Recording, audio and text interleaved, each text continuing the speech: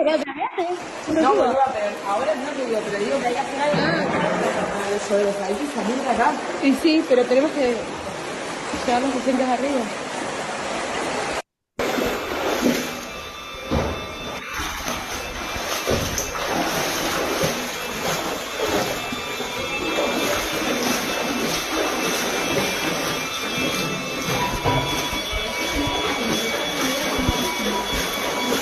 ¿Qué necesitan?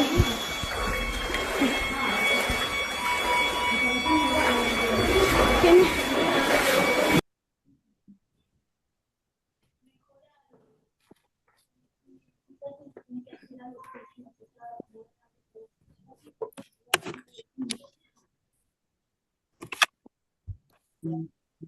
¿Qué es lo que escucharon? Mucho movimiento. Se ¿Qué escucha más? agua. Agua. Sí. Agua. ¿Qué más? Preguntando qué necesita una persona, una mujer. Alarma. Sí. Un desastre. Que estuvieran actuando en ese desastre. ¿Qué más? Interferencias.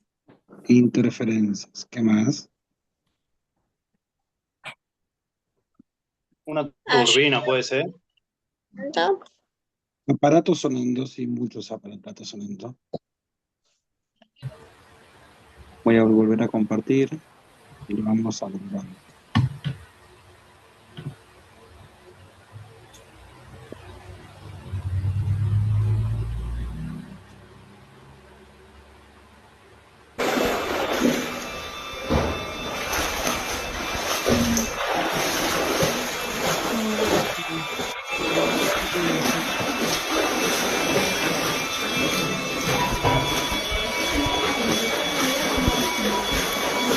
¿Qué necesitan?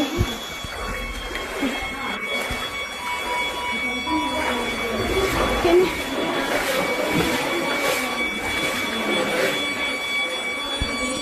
Voy a sacar el de allá.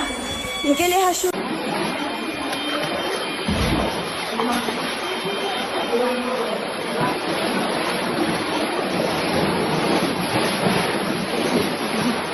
Amiga, ¿me esperás?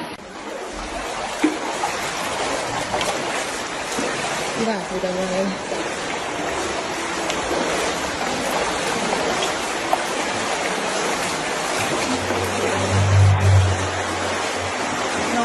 No, es tremendo. No, También te digo. ¿te puedo sacar otra clase? No, boluda, pero ahora no te digo, pero digo que hay que hacer algo para eso de los países salir de acá. Y sí, pero tenemos que llevar los asientos arriba. ¿Saben qué evento fue ese? No. ¿No fue la inundación de Bahía Blanca? Exactamente, la inundación de Bahía Blanca, así es.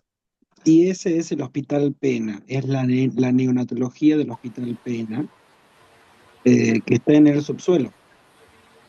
Como verán, el subsuelo está lleno de agua. Esas alarmas, esos sonidos de timbre son las bombas sonando porque cuando vos las desenchufás, tiene batería para 2 o 3 horas. Lo mismo pasa con las cunas, con las herbocunas, con todo aparato que se enchufe en terapias intensivas, tiene una batería de 2 a 3 a 4 horas y esa batería va a sonar en forma de alarmas. Así que van a ver que el oxímetro suena, la cuna suena, el, el, el administrador, la bomba también suena. Y lo que están haciendo es evacuando a todos los bebés que estaban en la neo al primer piso.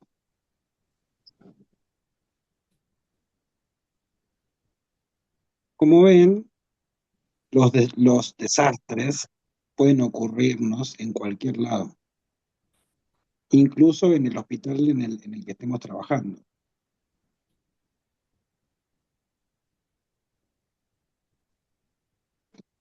¿Se ve bien ahí? Sí. Bien. Vamos a ver si pasa. Bien. Esta foto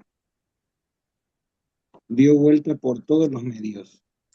Es una enfermera que tiene el agua hasta las rodillas, esto es una cuna. Acá tenemos las bombas que yo le dije que sonaban, acá tenemos, las voy a marcar. Esta es una bomba, esto es otra bomba, acá arriba hay otra bomba. Del otro lado tiene el respirador, acá atrás tiene otra bomba, ¿sí? Ese día llovió 270 milímetros en 4 horas. Es lo que llueve en un año en Bahía Blanca. En un año llovió en 4 horas. Por eso se inundó como se inundó y ya vamos a ver cuáles son los inconvenientes que ocurrieron en este hospital en particular, empezando por la infraestructura. Los servicios críticos nunca van en el subsuelo. En el subsuelo del Hospital Pena tenemos la terapia intensiva de adultos, la neonatología, que es esta, e incluso el servicio de rayos, el tomógrafo, el resonador, el aparato para hacer las placas, todo eso se mojó y no funciona nada de eso. Tienen que cambiar todo eso porque no sirve más. Solo a alguien que no conoce cómo funciona un hospital construiría de esa forma.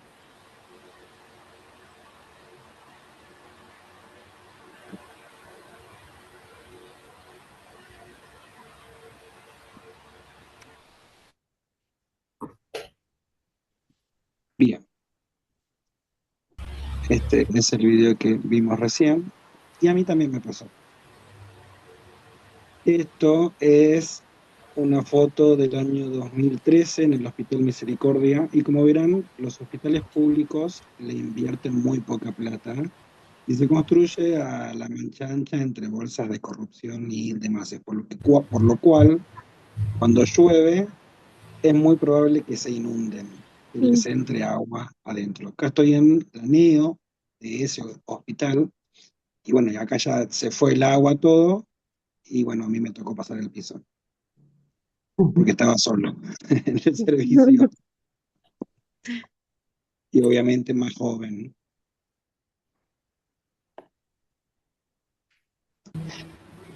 Que arranquemos a diferenciar qué es un peligro, qué es un riesgo, qué es una amenaza y que empecemos a hablar de algo que es un tema que a mí me encanta, que son los desastres y cómo podemos trabajar desde nuestro lugar. En la primera foto que vemos. Un volcán en erupción. Exactamente. Y en la segunda, Una tormenta marítima. una tormenta en el medio del océano. ¿Este volcán acá lejos nos afecta? No. No. No. Es una amenaza, porque si yo me pongo cerca de un volcán en erupción me voy a morir, pero no es un peligro porque el volcán está a 300.000 kilómetros de donde estoy yo hoy en Argentina. Y de este lado igual. Tengo una tormenta en el medio del océano y a mí no me afecta. Esa es la principal diferencia entre una amenaza, que es una gran tormenta o un gran volcán, y el peligro. El peligro está determinado por cuán cerca o lejos estoy de esa amenaza. ¿Vamos bien hasta ahí? Sí. Bien. Acá vamos a ver exactamente lo mismo.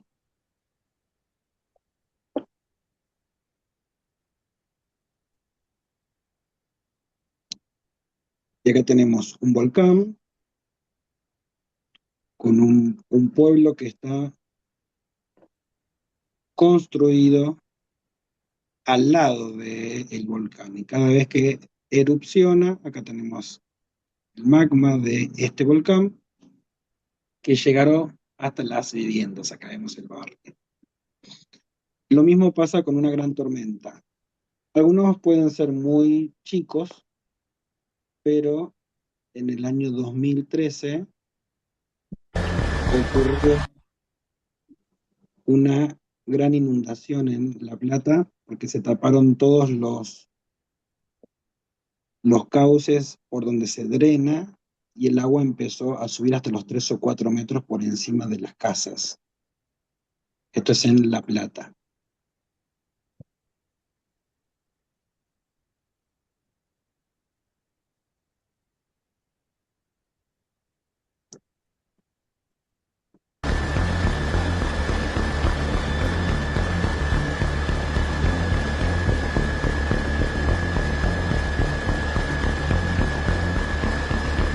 Los registros oficiales dicen que murieron unas 75 personas, los no oficiales, los cuerpos flotaban por la calle. Yo no te escucho. Profe, no escucho muy bien. Pedí tu volumen. Imágenes en vivo que estamos viendo, esta vista aérea de gran parte de la ciudad de La Plata, tapada de agua. Así está la ciudad ahora. Un saldo confirmado de al menos de 25 muertos.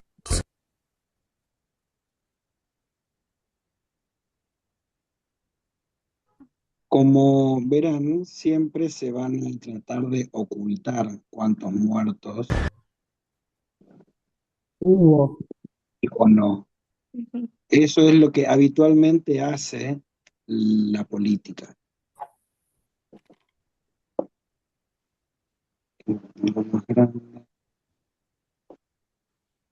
¿Y cuál sería la razón de ocultarlos? El costo político de muchas Ah, bien. muertes, Ujú. por la ineficacia del trabajo que hay que hacer, que ahora lo vamos a ver. Bien. Esto se resuelve con un programa que se llama Gestión Integral del Riesgo de Desastres, que acá tienen las siglas de GIRD. Antiguamente en nuestro país existía un modelo de Estado denominado paternalista. Esta presentación se las voy a colocar, ya está en el campus, así que la van a tener. A mí me interesa mucho que me presten atención y que pregunten y que participen. El Estado paternalista era ese que esperaba que la gente se inundara y automáticamente salía a resolver. Repartía un colchón, una bolsa de alimentos, evacuaban, te daban ropa, etc. Hasta el año 2016, que se crea el primer marco legal para la gestión integral del riesgo, que es la ley 27287, llamado SINAGIR, hasta el 2023, que actualmente se llama Agencia Federal de Emergencias, en donde dentro de la nación las 24 provincias tienen que trabajar en cómo resolver los desastres cuando ocurren, pero con un modelo nuevo. Hasta el momento se han desarrollado 2 planes nacionales para la reducción de riesgo, pero con poco trabajo articulado con las provincias. Es muy grande nuestro país para ponernos de acuerdo. Aparte, para hacer esto bien se necesita mucha plata, mucha. Y en muchos lugares son tan pobres que no lo pueden resolver. Luego tenemos el contexto COVID, la pospandemia nos cambió a todos, y esta pospandemia desde marzo del 2020 hasta hoy incluso cambió la forma entre cómo nos relacionamos con otros países.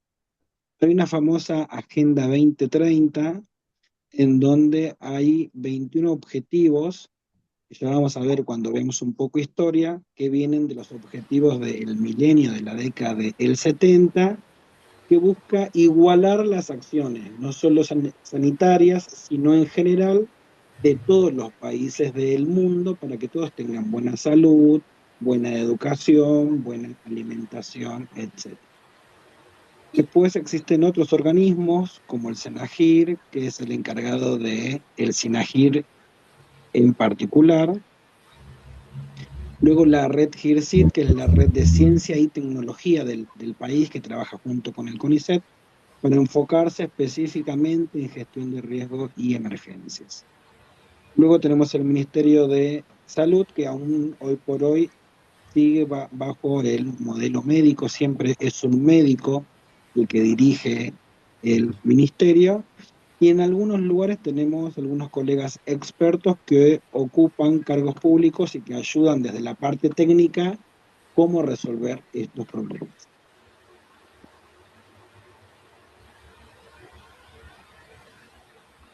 Bien. Si hay algo que no entiende, me detienen. Esta es una introducción de cómo estamos actualmente con este tema. Bien. Este marco general, este marco mundial, se basa en 4 objetivos. El primero, comprender el riesgo. Sería, yo necesito saber si esa tormenta o ese incendio o ese tornado o ese huracán o ese terremoto me afecta a mí inicialmente, y si me afecta, ¿cómo lo puedo trabajar para que me afecte lo menos posible? Eso se llama reducción del riesgo. El objetivo 2 es fortalecer la gobernanza. Cuando hablamos de gobernanza, se refiere a la parte política. Que los políticos entiendan que esto no es político, sino que se trata de la vida de las personas cuando ocurren grandes desastres. Una gran lluvia, una inundación, incendios forestales, etcétera, ya vamos a ver ejemplos. El objetivo global, seguimos hablando de la parte del mundo, es invertir. Y se habla de inversión y no de gasto. No es un gasto, por ejemplo, entrenar a una comunidad para saber qué hacer cuando llueve o a dónde evacuar si se inundan, porque esa inversión en preparación a la larga es mucho más barata que tratar de resolver estos problemas durante la respuesta. No es lo mismo evacuar 1000 personas antes de que se inunde un barrio a evacuar 1000 personas con el agua hasta la rodilla. Eso cambia un montón la forma en cuánta logística y cuánta gente puedo necesitar. Imagínense que si yo los evacúo antes de que llegue el agua, puedo usar colectivos, tráfico, combis. Si hay agua, tengo que sí o sí usar botes. Y no es lo mismo meter 100 personas en un colectivo a meter de a 6 personas en un bote. Voy a tardar mucho tiempo y voy a correr más riesgo de que hayan más muertes por esa inoperancia. Y el último objetivo global es que todos los países puedan prepararse mejor, es decir, que todo el mundo sepa qué es lo que hay que hacer. Cuando me refiero a todo el mundo, es a la comunidad en general, y a reconstruir mejor. Es decir, que cuando ocurra este desastre, que ya lo vamos a definir, sería este hecho consumado del gran terremoto, por ejemplo, cuando yo vuelva a construir edificios, en realidad, si yo tengo como peligro los terremotos, mis edificios tendrían que ser antisísmicos, como por ejemplo en Chile. En Chile, la construcción es antisísmica de manera obligatoria, porque todo el tiempo tienen terremotos allá. Y lo mismo pasa con algunas provincias que lindan con la cordillera, como San Luis, Mendoza, etc. Y del lado nacional se ha trabajado en la creación de varias acciones, tanto con las provincias como con el Estado, para llegar a cumplir con estos objetivos generales. Eso es lo único que quiero que sepan de esta parte. Pero como verán, nuestro país es muy grande y es muy difícil que cumplamos estos objetivos rápidos. No sé por qué no se borra cuando aprieto todo junto. Bien. Tuve la oportunidad de coordinar el plan nacional en el año 2023, en el cual se trabajó junto con el Ejército Nacional y todos los ministerios que estaban en el Estado para preparar un nuevo plan para ver cómo nos enfrentamos a los desastres en el país hasta el 2030.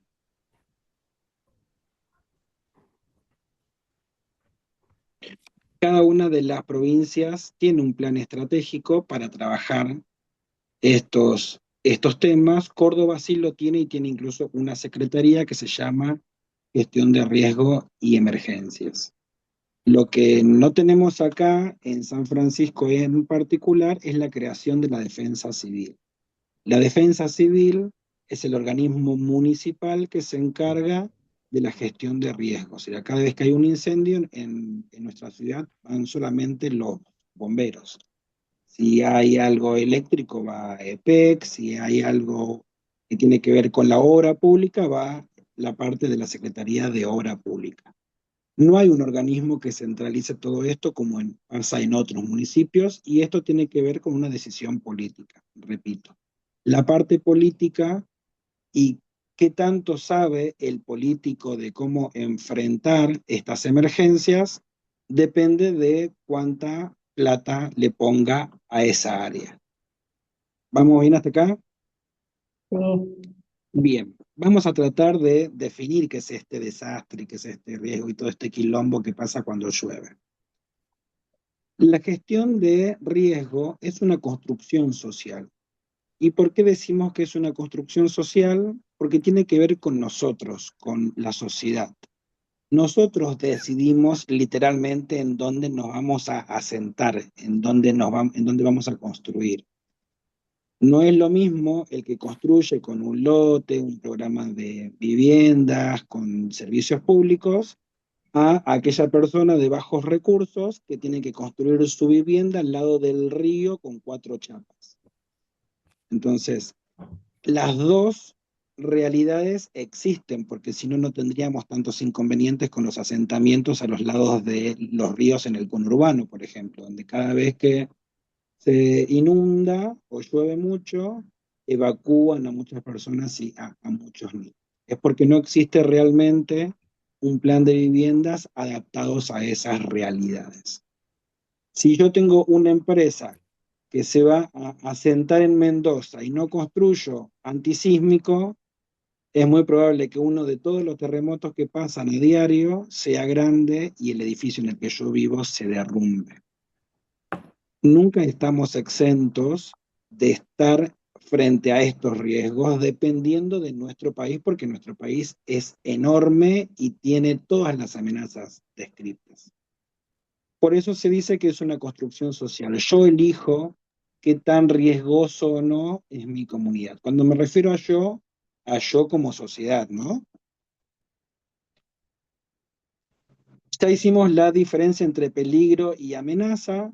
Amenaza es la que está lejos y la aparición del peligro depende de cuán cerca o lejos, es decir, de cuán vulnerable puedo estar yo de esa amenaza. Por ejemplo, hoy llovió. Si hubiera llovido un montón, ¿en sus barrios se suele inundar? Sí, en el mío sí. No, ¿En cuál barrio No, en el estás? mío no. no. Barrio Suben. ¿En cuál? Suben. Güemes. Suben.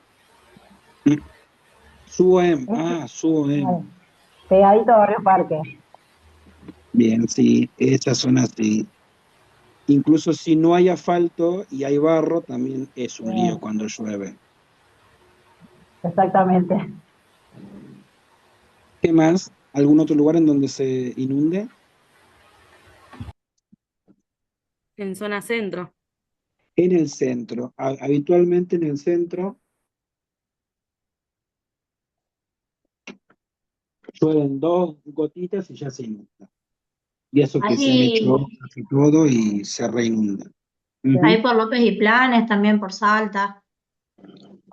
Exactamente. Bien. Voy a volver a compartir.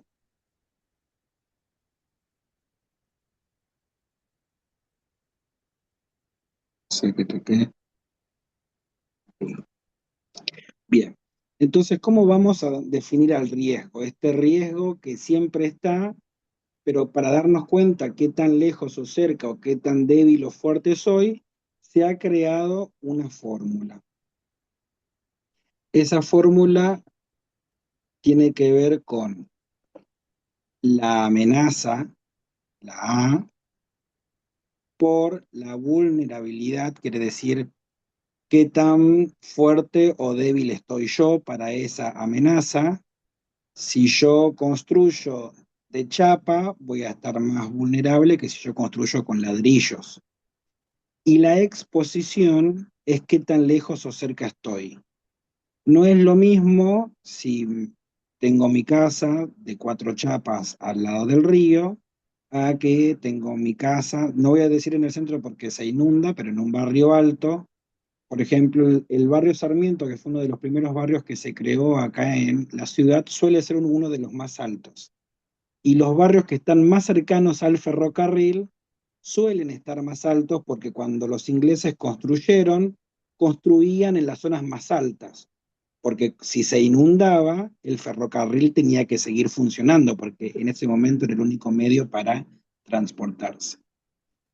Entonces, amenaza por vulnerabilidad, por exposición sobre, esto es una fórmula, sobre la capacidad. ¿Qué es la capacidad? ¿Qué tan preparado o no estoy para hacer frente a esa amenaza? Si yo me inundo siempre, ideal es que tenga botes para evacuar, por ejemplo. O si yo tengo muchos incendios forestales, que mis bomberos cuenten con la cantidad de equipamiento necesario para hacer frente, o que por lo menos exista un cuartel en esa comunidad.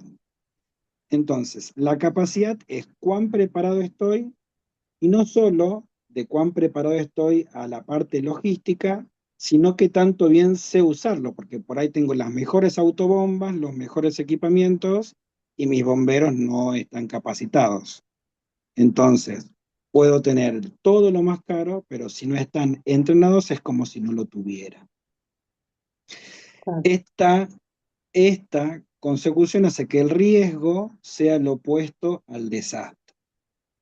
Cuanto más vulnerables estemos, mayores amenazas tengamos y más expuestos estemos y menos capacitados estemos, más grande va a ser el desastre. Por eso ocurre lo que ocurre cuando pasan estos eventos como inundaciones, incendios, terremotos, etc. Esto es un poco la introducción para entender de dónde viene todo esto y cómo funciona. Bien, seguimos. Entonces, esta famosa habla de coordinación de cosas. Esta gestión de este famoso riesgo que acabamos de definir, a modo de estudio, porque cuando ocurre todo simultáneamente, entonces a modo de estudio se lo divide en 3 fases. La gestión prospectiva, la gestión reactiva y la gestión correctiva. Prospectiva, la misma palabra dice, prospección es mirar hacia el futuro. Entonces, ¿qué cosas puedo hacer para ese bendito riesgo que tengo? Y contamos con 3 datos: reducción, prevención y mitigación. Si es algo que no puedo evitar, como por ejemplo el cáncer de mama, voy a hacer mucha prevención.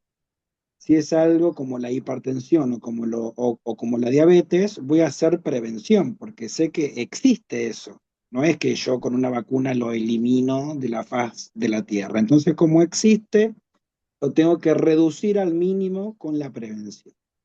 Y la mitigación se relaciona con esto. Si hay algo contra lo que yo no puedo luchar, por lo menos mitigarlo lo mayor posible. Y se relaciona básicamente con la realización de obras. Lo tangible, por ejemplo, si es un área que se inunda mucho y quizás hay que hacer un puente y un ensanchamiento de un río y un entubamiento de esos ríos, es una obra que lleva mucha plata.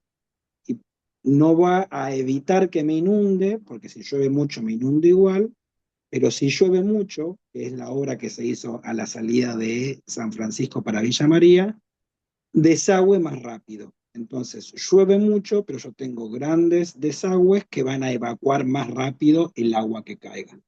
No voy a evitar que llueva. No hay ningún lugar en el mundo en donde no llueve. ¿Sí?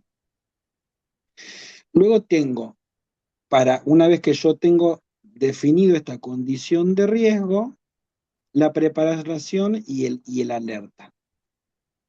Por ejemplo, para los que tienen vehículos, cuando dice que va a llover y que va a caer granizo, ¿qué hacen habitualmente? Guardar el auto. Guardamos el auto.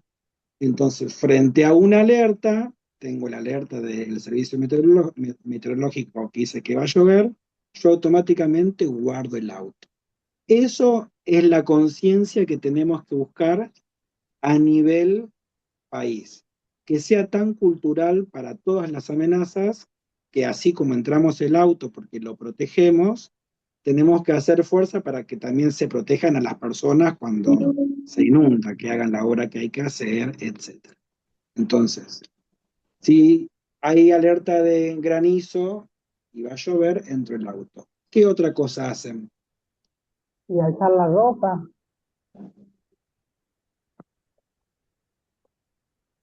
¿Qué más? Cerrar la ventana. Cerrar las ventanas. Si viven en balcones, entrar las macetas para que no se huele, levantar el tender para que no se huele. Todas esas son respuestas ante esta alerta temprana. Hasta que llovió. Tenemos este evento que nos dicen es muy probable que llueva, hasta que llueve, el evento propiamente dicho. Y ahí básicamente lo que hay que hacer es responder. Hacemos asistencia a la emergencia. Llueve, respondo. Hay que evacuar, hay que dar de comer, hay que ver a ancianos, niños, electrodependientes, personas diabéticas, hipertensas. Toda la parte sanitaria va a estar en el rol de la enfermera del lugar. Y una vez que ocurre ese evento, que es esta gestión reactiva, yo voy a reaccionar a la tormenta, al incendio, al terremoto, viene la parte correctiva. La misma palabra lo dice, habla de corrección. Yo voy a reconstruir nuevamente esos lugares, pero lo que buscamos es que se reconstruya mejor, no otra vez las 4 chapas con un techo de madera, porque si viene un viento se va a volar. Entonces, este es lo que denominamos gestión del riesgo a grandes rasgos, y es lo que el Estado debe encargarse en cada uno de los municipios y las provincias con todos los municipios que pertenecen a esa provincia.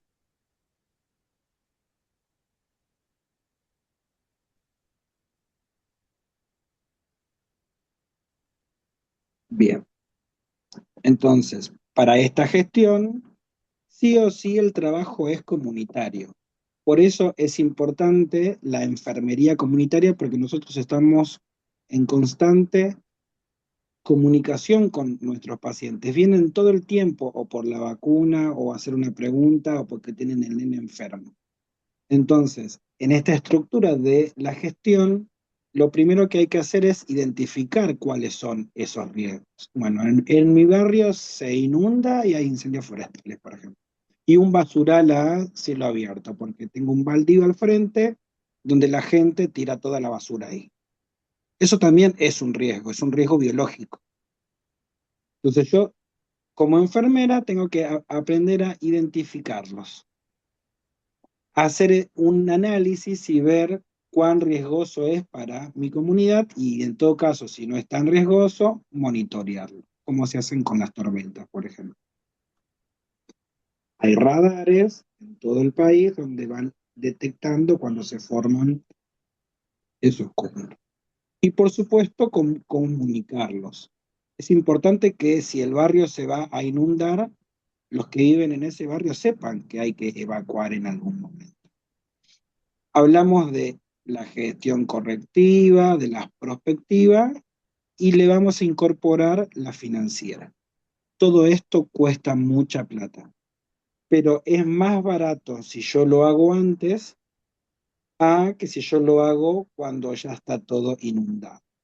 Por ejemplo, en una de las inundaciones del Delta que me tocó evacuar cuando fui funcionario, si yo evacuaba las vacas un día antes de las islas del Delta, donde está Tigre y toda esa zona, me salía cada cabeza, por ejemplo, 1.000 pesos.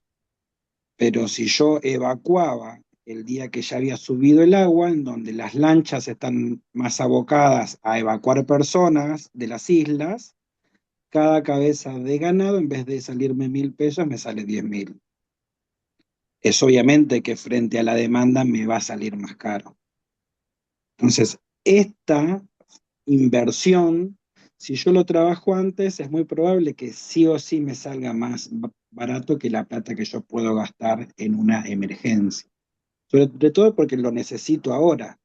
Nos pasó con el COVID, que llegamos a pagar un barbijo 10.000 pesos. Hoy un barbijo cuesta 20 pesos. ¿Sí?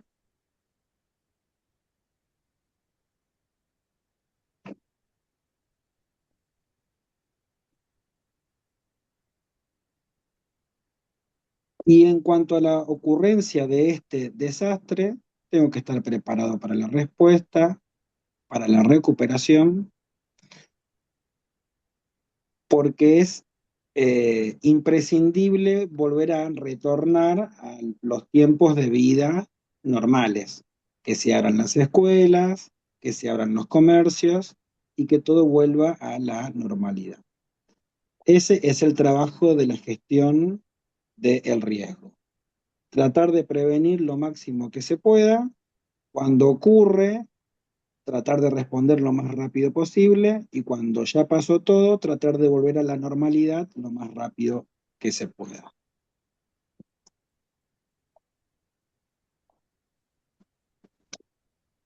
Hoy por hoy tenemos que aprender a vivir con incertidumbre. Veníamos de esta idea de estados paternalistas en donde esperábamos que llueva y recién atendíamos. Hoy, post-COVID, no sabemos cuándo puede ocurrir la próxima pandemia. Por eso hay que estar preparados. Y lo primero que tenemos que entender es que estos desastres no son naturales. Se ha hecho mucha campaña sobre esto porque muchas veces los medios hablan de que es culpa de la naturaleza. Volvemos a las ideas de los romanos y de los griegos, donde los dioses nos estaban castigando con la tormenta. En realidad, la sociedad es la que se castiga sola cuando construyen donde no tiene que construir. Esto que hablábamos al comienzo, la construcción social del riesgo. Hoy, por ejemplo, el Delta está renegando con los carpinchos, pero ahí vivían los carpinchos antes.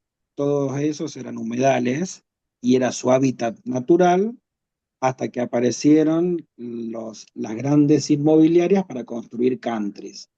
Entonces, esos countries se han construido sobre el hábitat del carpincho, pero el carpincho ya vivía ahí. Y ojalá tengan todos una familia de carpinchos en sus jardines para que se den cuenta de que ahí ya vivían ellos antes.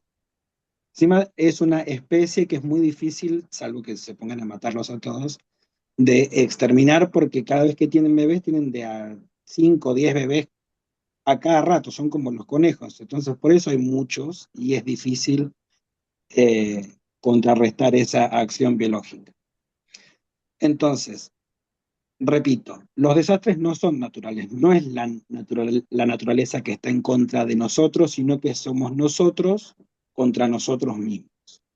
Hay mucho para hablar del cambio climático, no voy a adentrarme en la profundidad del debate, pero sí sepan que el planeta es un ser vivo que cumple ciclos y que va desde los periodos de glaciación a los más fríos a los más calientes, sucesivamente. Ya ha ocurrido cada miles y miles de millones de años. Vamos desde el calor al frío constantemente. Ocurre así, en algún momento de acá a 20 o 30 años, los niveles de agua van a subir y vamos a tener que mudarnos a otros lugares porque no vamos a poder vivir. Ya ocurrió antes y va a seguir ocurriendo en el futuro. Y sobre todo porque ahora con más registros, los eventos se van duplicando o triplicando. Eventos como inundaciones, en la década de los 80 estaban alrededor de los 1000 eventos al año, en la década de los 2000, del 2000 al 2020, alrededor de los 3000, o sea, se triplicó en 2 décadas. Y se va a seguir triplicando. Si ustedes se van dando cuenta, ayer llovió en Córdoba, el dique desbordó, Carlos Paz está inundado, toda la costanera de la ciudad está cortada, y pasó hace un mes. Cada vez se van a hacer más recurrentes todos estos eventos y tenemos que estar preparados. ¿Cómo está la parte de enfermería y cómo trabaja esto? En la clase pasada hablamos de un poco de nuestro sistema de salud, de cómo trabajaba la enfermería como profesión, los escalafones a los que aspirábamos. Dijimos que había colegios, que había sindicatos, esto es un poco un repaso. Hablamos de la escasa participación política en todos estos lugares de tomadores de decisiones. Tenemos una ley que es la 24.004, que ya dijimos que la mitad de los artículos están sin reglamentar, así que no está claro qué es lo que tenemos que hacer y qué no. Dijimos también que nos pagaban pocos. Dijimos también que los enfermeros trabajan mucho, que tienen 1 o 2 empleos, que las condiciones tampoco eran las mejores para trabajar, que no contábamos con todos los insumos y con la tecnología que realmente necesitamos. Entonces, el sistema de salud en Argentina está en crisis también, y eso también se acompaña con la calidad de enfermeros que tenemos en nuestro país. Alrededor de 6.800 municipios existen en todo el país, municipalidades, localidades, de las cuales solamente 200 tienen una defensa civil conformada. Han hecho un mapa de riesgo con las amenazas de su comunidad, lo ha trabajado y lo ha planificado, ha invertido en obras, en inversión operativa en camiones, en insumos, logística, etc. Como verán, estamos muy, muy lejos de que toda esta idea llegue a todo el país. De 7.000 municipios, casi 200 son los que están trabajando con esta idea de gestión de riesgo. No hay planes, ni de respuesta, ni de reconstrucción, ni de reducción. Eso quiere decir que a la política municipal tampoco le interesa cómo hacer frente a las emergencias. Y eso nos obliga a que nosotros como enfermeros comunitarios tengamos que estar más preparados frente a estos eventos. ¿Por qué? Porque, por ejemplo, ¿quién va a saber en dónde viven los abuelos del barrio? ¿O en dónde vive aquella persona sorda o las personas que usan sillas de ruedas? La enfermera del dispensario, porque es la que los ve siempre. Entonces, somos un factor clave en la gestión de las emergencias en nuestra comunidad. ¿Vamos bien hasta ahí? Sí, sí, sí, sí. Bien. Entonces, esta enfermera comunitaria, que es la que estamos incentivando desde hace algunos años en los planes educativos, invita también a que empecemos a trabajar en este rol de la prevención de los desastres, sobre todo porque hay muchos riesgos industriales, biológicos, sociales. Cada vez más enfermeros se hacen cargo de esta salud comunitaria. Entonces, el enfermero de la comunidad viene a ser como un sensor, como una alerta temprana. Si yo sé en dónde viven mis pacientes más críticos, voy a poder ayudar cuando me toque participar con la municipalidad, la identificación de las personas más vulnerables, por ejemplo. O saber de que si tengo que prepararme para una emergencia, tener clave medicamentos como los antihipertensivos para la tensión arterial o insulina. No se puede estar en una emergencia sin tener en el botiquín insulina, porque tenemos pacientes diabéticos que es muy probable que lo lleguen a necesitar durante la emergencia. Entonces, y si no lo tienen, se pueden morir. Cada dispensario, cada consultorio, cada salita es como un pequeño ecosistema. Y la enfermera, esta enfermera comunitaria, que es la que vamos a desarrollar, es como su guardiana. Así como dijimos que el cuidado lo podríamos hacer sobre la persona y sobre la familia, que también era un factor importante a atender, ahora también vamos a tener en cuenta a la comunidad. Sí o sí, nuestro rol tiene que ser enseñar a sentir el riesgo, así como aquellas mujeres o u hombres que estén acá, que tengan hijos, y les enseñan a andar en bicicleta. No compran el casco y todas esas cosas para que se sientan más seguros. Bueno, esa sensación de seguridad es la que tenemos que empezar a entrenar con nuestra comunidad. Vamos a estar más seguros, por ejemplo, si sabemos a dónde hay que evacuar.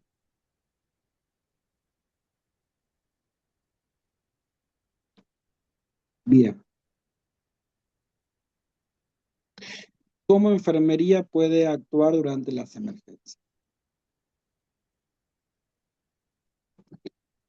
¿Recuerdan a fin del año pasado cuando explotó esta planta química en Ezeiza? Creo que tengo un video. Se parece.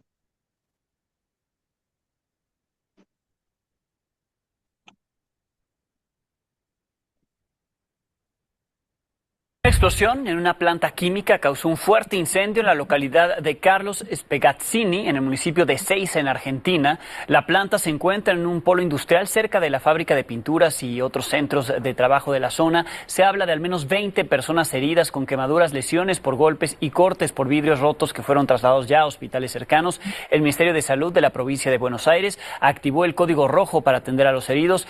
Aquí el momento de la explosión. ¡La madre!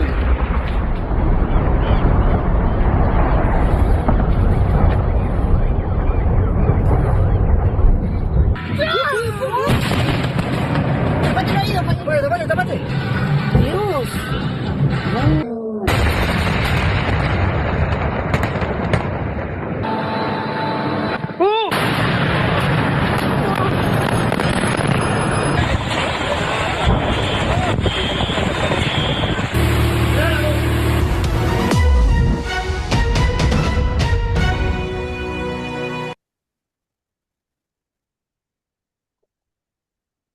¿Cuántos de ustedes tienen amigas que venden productos de limpiezas preparados caseramente?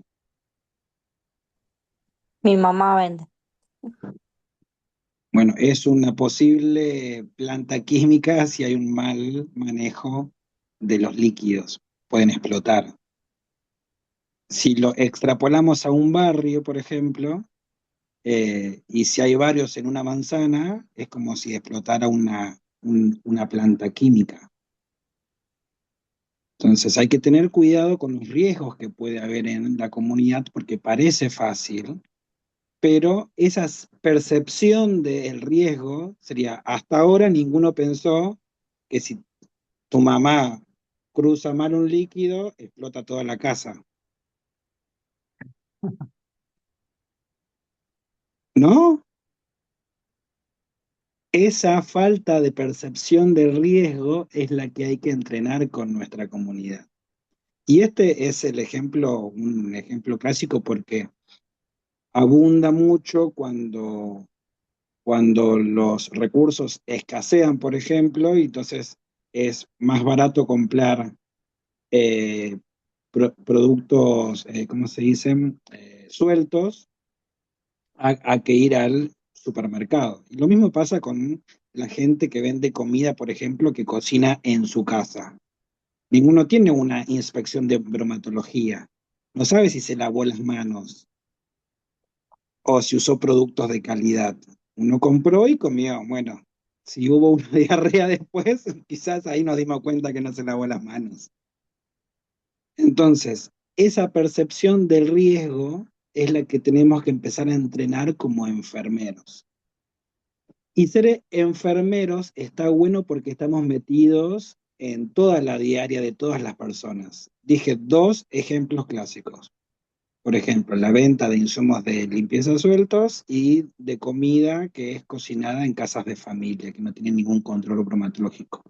Así podemos hacer un montón de ejemplos y empezamos a escarbar qué cosas pasan en mi comunidad y cuáles pueden ser riesgosas.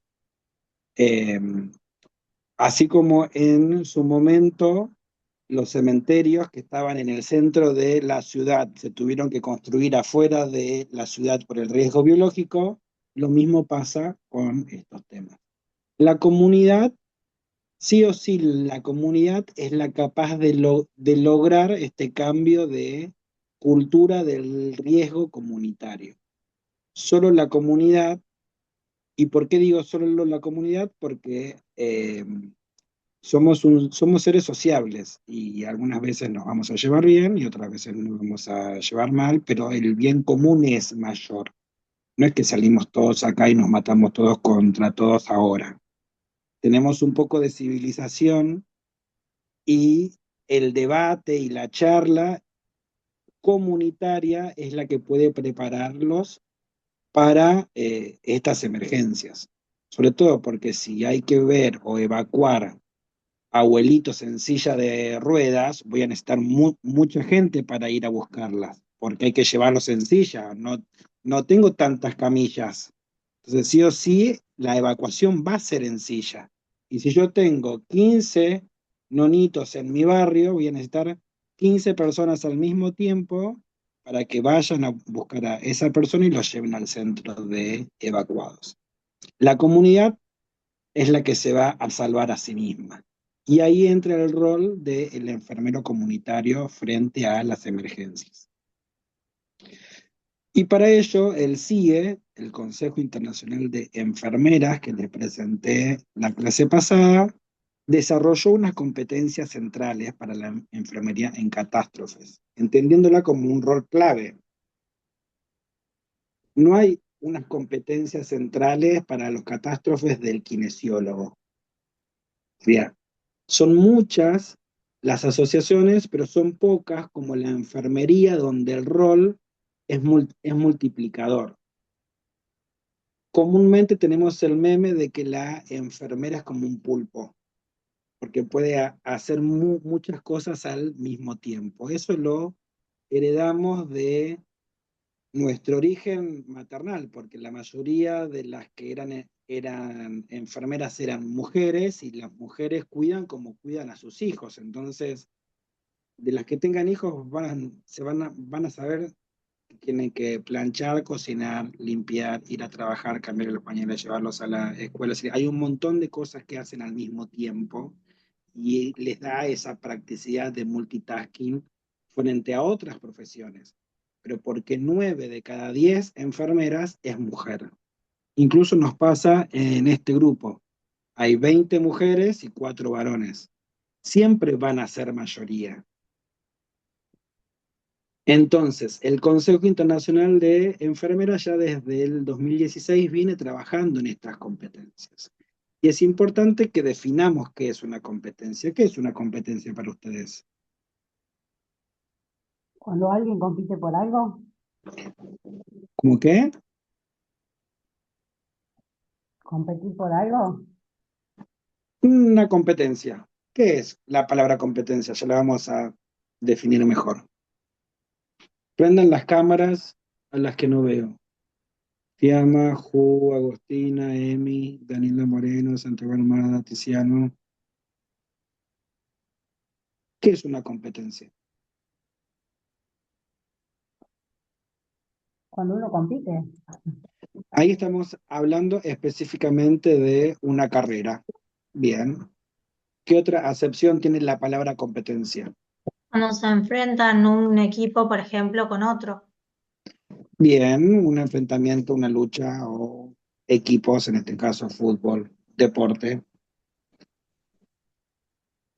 Otro ejemplo, o solo los lleva a esto, a enfrentamientos, a deporte. O que Algo unen distinto. los conocimientos, que ven quién tiene más conocimiento. ¿Quién es? Bien, por ahí va la cosa. ¿Quién es más competente o no? Bien, ahí Aplicar quería llegar. conocimientos y las habilidades. Sí, hay una gran diferencia, que es la que vamos a tratar de discernir. ¿Qué es la capacidad? Dijimos algo recién. ¿Qué es tener capacidad? ¿Cómo estoy preparado para una amenaza o cómo puedo actuar ante esta amenaza? Correcto. ¿Qué información tengo? ¿Cómo estoy preparado? ¿Cuánto leí? ¿Cuánto estudié sobre eso? ¿Y las habilidades qué son? Si la capacidad es el conocimiento, ¿las habilidades qué es? ¿Es lo que uno sabe hacer? ¿Es lo que qué? ¿Lo que uno sabe hacer? Es lo que uno sabe hacer. Correcto. El saber hacer, la destreza, es la habilidad. La capacidad más la habilidad me da la competencia. Yo puedo saber un montón, ser el más inteligente del aula, pero yo voy a las prácticas y no sé controlar la atención. No soy competente.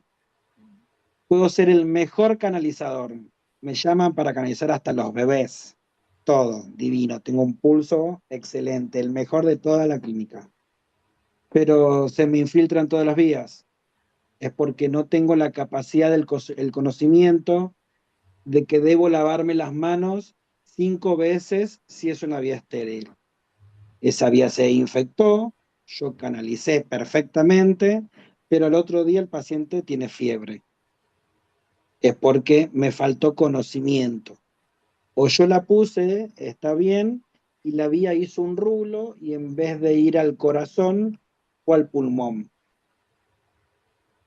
Tengo la habilidad, pero no tuve el conocimiento para detectar que el paciente empezó con taquicardia o con falta de aire porque la vía estaba mal puesta. Entonces, la competencia es la unión de la capacidad, sería el conocimiento, cuánto leí sobre ese tema, y las habilidades, cuánto practiqué sobre ese tema. Algunos van a coser mejor, yo coso botones, nada más. Entonces, puedo tener toda la teoría de la máquina de coser, pero yo te enhebro una aguja, te coso el botón y hasta ahí llegó mi amor. No soy competente para la costura. Entonces, repito, puedo tener mucha destreza, poca capacidad, no soy competente. Eso es lo que hace a las personas mejores cuidadores. Cuanto más competente soy.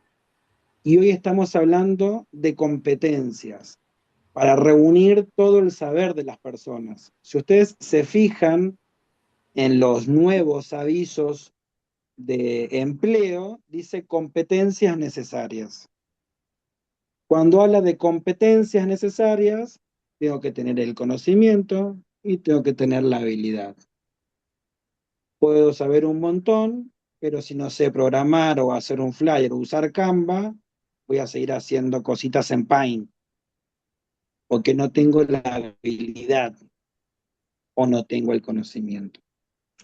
Eso lo quiero remarcar muchas veces porque incluso es pregunta de examen. Entonces, el Consejo Internacional de Enfermería crea 3 niveles de enfermeras en desastres. El primer nivel es la enfermera Nobel, la principiante, que habla desde la enfermera profesional en adelante. Es decir, que tiene que tener como mínimo 3 años de estudio. 3. Entonces, yo ahí tengo a un personal que si yo armo un centro de evacuados o un hospital móvil, la puedo poner a controlar signos vitales todo el tiempo. Sabe lo básico de enfermería. La pongo de operativa, en el nivel operativo.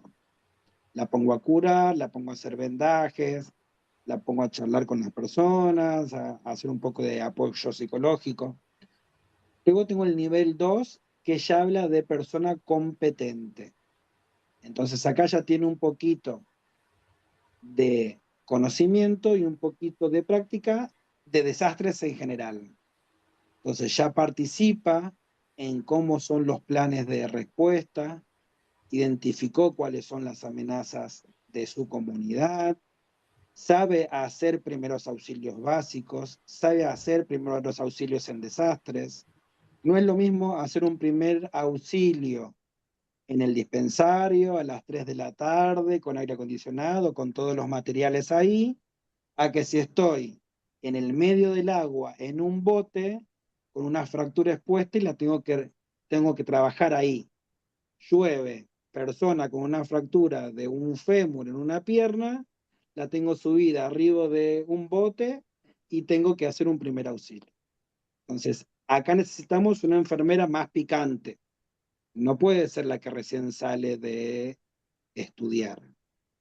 Entonces, acá ya tiene que tener un manejo de la emergencia en sí. Acá son importantes, por ejemplo, los enfermeros que están en guardia, que están en terapia intensiva, que hacen ambulancias, porque están expuestos a las emergencias durante todo el tiempo. Yo les dije antes de ayer, que para los servicios críticos no se puede dudar. Por eso hay que leer mucho.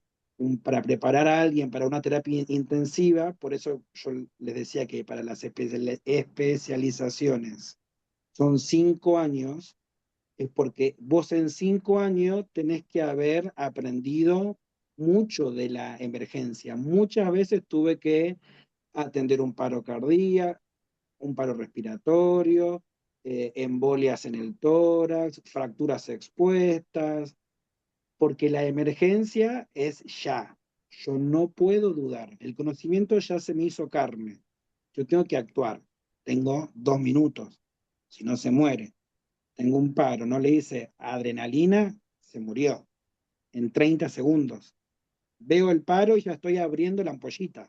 No tengo que pensar, le tengo que poner una amiodarona o una adrenalina. No, no. Son 10 ampollas. Así, al toque. Y luego tenemos el nivel 3, que es la enfermera experta, que es el nivel al que aspira el CIE, que todas las enfermeras sean expertas en emergencias, porque son el corazón de la comunidad. Ella va a saber en dónde viven, por ejemplo, las personas sordas. Si tengo una persona sorda en el barrio o en el edificio y se está prendiendo fuego, no va a escuchar la alarma de incendio. Entonces, si yo soy el único que sabe en qué departamento vive, tengo que ir a sacar a esa persona, porque a la alarma no la va a escuchar. Esa enfermera ya es capaz de coordinar, ya trabajó con muchas áreas, entonces puede liderar. Incluso puede diseñar política pública. Una enfermera puede escribir un plan de emergencias para pandemias o para epidemias o para endemias. Ya vamos a aprender qué es cada palabra. Integra la sensibilidad cultural. Cuando hablamos de insensibilidad cultural, yo les dije en la primera clase que nosotros practicamos todas las religiones. Si viene un paciente que es evangelista, nos vamos a sentar a leer la Biblia con ese evangelista. Si viene una paciente que es católica, nos vamos a sentar el rosario con esa persona. Nosotros somos multireligiosos. Si viene una budista y quiere que respiremos juntos y meditemos para dormir, vamos a acompañar esa meditación, ese ejercicio respiratorio, porque a esa persona le va a hacer bien. Nosotros somos politeístas, practicamos todas las religiones, porque para el paciente la parte espiritual es muy importante también. Y por supuesto, trabajar la post-crisis, porque una vez que el agua baja y la parte política se corre, quedamos solos nosotros, el dispensario del barrio, con la comunidad con la que nos queda. Entonces vamos a tener al diabético que va a venir a curarse todos los días de nuevo, al hipertenso que va a venir a controlarse la tensión, etcétera, etcétera. Cuando hablamos de competencias, el CIE ya nos dice que no son cuántos títulos puedas tener, sino cuánta conciencia profesional tengas. Conciencia hablando de estado de pensamiento, eso es la conciencia de las personas. Hablar de la cultura del riesgo como base fundamental para ejercer este ejercicio de la profesión. ¿Vamos bien hasta acá? Sí. Bien, porque ya terminamos. Entonces, para la enfermería comunitaria tenemos que trabajar la prevención, la preparación, la respuesta y la recuperación y rehabilitación. No el primer día y listo. Es todos los días lo vamos a hacer en comunidad. Porque nos va a pasar que nuestro barrio se inunde y tengamos que ir a atender personas. O que nosotros mismos seamos víctimas también y vengan otras personas a atendernos. ¿Cuáles son los ámbitos? No es tan fácil ser una enfermera experta. El ámbito 1 habla de la planificación y la preparación. Tengo que prepararme, no puedo improvisar. Si yo improviso, se me mueren más personas. No puedo improvisar en las emergencias, ya tengo que tener preparado todo. El ámbito 2 habla de comunicación. ¿Y quién habla más con la comunidad? Es muy probable que la enfermera, porque cuando venga a vacunarse, te va a contar todo. Yo les dije que es con el profesional que más confianza tiene en la comunidad. Y nos va a contar, aparte de los chismes, obviamente, me va a contar si el familiar está en silla de ruedas, si es insulino dependiente, que quizás le queda una sola jeringa de insulina o que hace 2 días que no se pone y estamos en un centro de evacuados y no nos dijo que era insulino dependiente. Entonces, ese detalle perspicaz de la enfermera lo aprende en la comunicación, porque hay que conocer a fondo a nuestra comunidad. No solamente porque vino y se puso una y se fue. Lo vamos a tener todo el tiempo. El ámbito 3 habla de la gestión de los incidentes. En las emergencias se usa el sistema de comando de incidentes, que es una forma jerárquica de trabajar. Lo usa la policía, los bomberos, el ejército. Es la forma en que trabaja en las emergencias. El ámbito 4, seguridad y protección para nuestros pacientes, sobre todo para prácticas inseguras. Como les dije recién, no es lo mismo hacer un primer auxilio en el dispensario a las 3 de la tarde con aire acondicionado que una caída de altura de un albañil que se cayó de 3 pisos al lado del dispensario que estaba construyendo y no tenía ningún arnés puesto. Luego vamos a tener la parte de evaluación, porque nosotros llenamos muchas planillas. Ya van a ver que hay mucha burocracia de datos, de carga de datos, que muchas veces no se usan adecuadamente. Vamos a hacer intervención, son las acciones de enfermería. Vamos a hacer recuperación, que es el ámbito 7, y hay que tener en cuenta siempre el derecho y la ética. Todo dentro de la ley y el marco legal. ¿Sí? Bien.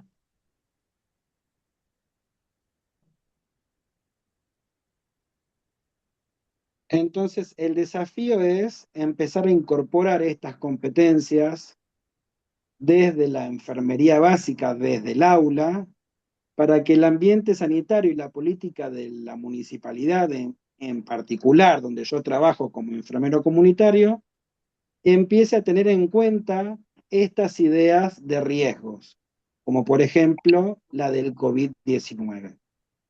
Repito, no estamos exentos de una próxima pandemia, ¿no? Bien, no hay desastre natural, solo vulnerabilidades humanas no atendidas. ¿Y quiénes atienden las vulnerabilidades humanas? Los enfermeros. Nosotros estamos en la peor fase de la enfermedad de la persona, por ejemplo.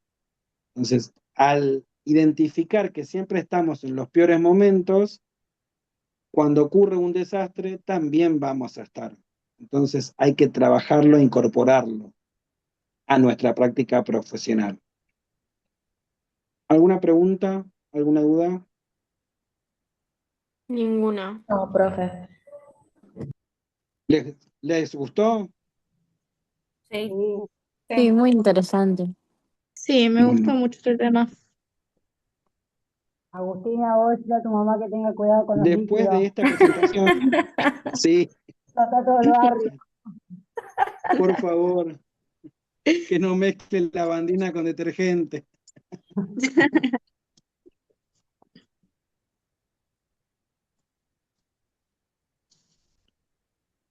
Bien,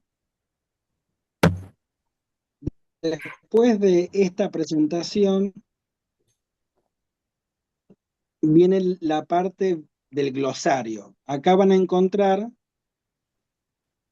la definición de cada palabra, qué es desastre, los tipos, que tenemos las naturales y los antrópicos. Dijimos, sismo, terremotos, ciclones, tormentas, nevadas, incendios, lluvias, plagas, epidemias, colisión de meteoritos, accidentes de tránsito, terrestres, acuáticos, incendios de estructuras, terrorismo. Nuestro país sufrió 2 bombas en ataques terroristas. Entonces, no estamos exentos. Tecnológicos, petróleos gasíferos, petroleros, materiales peligrosos, hidroeléctricos, etc. ¿Qué es una amenaza? La fórmula de la amenaza, los tipos, qué es un peligro, los tipos de peligro. Esto es por si quieren saber más, ¿eh?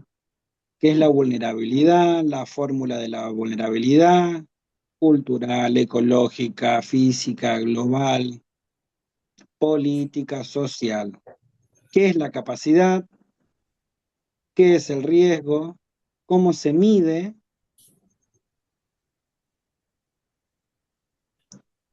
¿Qué es el riesgo de desastres? ¿Qué características tiene? La fórmula. Esta diferencia que habíamos hablado de riesgo y desastre, esto de vivir cerca, de vivir al lado y estar expuesto constantemente. Y nada más. ¿Qué es el enfoque? Y termino. Son los mismos gráficos. Bien. ¿Duda? ¿Consulta? Todo eso está en el archivo que nos mandaste, ¿verdad? Lo que yo mandé es el artículo en la plataforma, ahora les voy a compartir, en la plataforma de Moodle. ¿Tienen acceso ya o todavía no? No, Ay, no. No, algunos no. Cuando tengan Nunca vi un acceso, archivo subido ni nada, entonces no sé si está bien o no. porque no está mostrado a los alumnos todavía. Mm, Mm. Ya voy a preguntar si ya se pueden compartir. Yo les voy a mostrar qué es lo que van a ver. Cambiar de rol.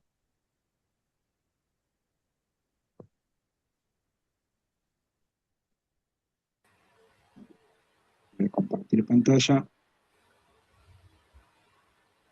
Cuando entren al campus, van a ver esto, ese cursillo de ingreso, materia coordinación, esto es lo que vieron con Janina el primer día. Acá está lo mío, modelos y teorías, competencias del nivel 1 del CIE para desastres. La presentación que les acabo de enviar, perdón, que les acabo de mostrar, está acá, igual se las voy a enviar ahora al grupo, y todas las materias que tengan en el cursillo las van a ver acá.